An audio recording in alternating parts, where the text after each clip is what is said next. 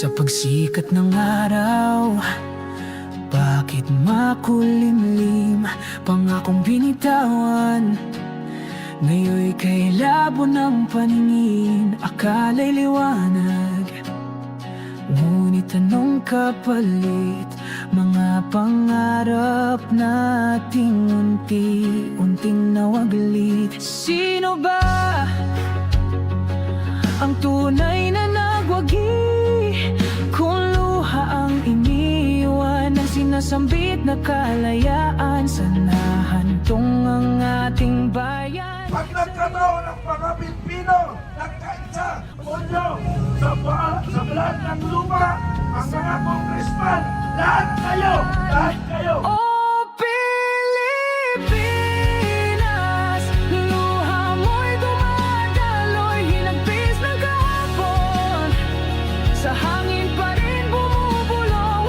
Kung maibabalik lang ang ating nakaraan, pipiliin ko bang mangarap o magising sa katotohanan?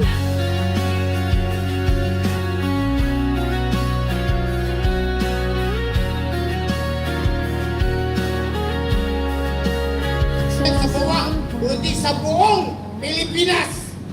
Ang hari po ng magnanakaw, Presidente, tinatanong niya sa sarili niya, bakit nagkaganito ang gobyerno? Ikaw ang Presidente. Tanga ka ba?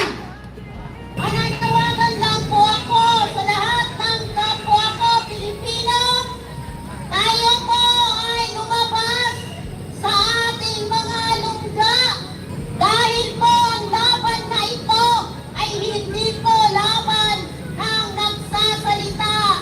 Tayo po ay pumarito hindi para magpasikat, kundi ilabas ang hinaing at reklamo ng pangkarambong ng kasalukuyan, Bongbong Marcos, ng Presidente na walang ginawa kundi mag-ingot, wala namang nagpapala. Ayaw natin ang sinumpaan natin sa bawat mamamayang Pilipino. Sundalo ka man, pulis ka man, empleyado ka man, farmer ka man, kung sino ka man.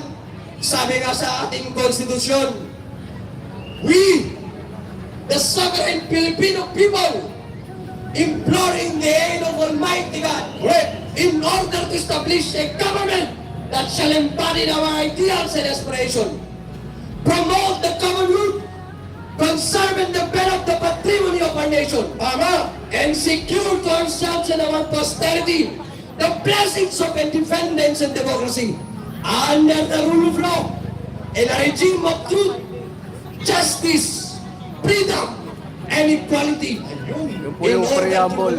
This Constitution. Preamble po yung preamble. Nag-isa ang preamble na dapat pakinggan pa ng bawat isang mamayang Pilipino.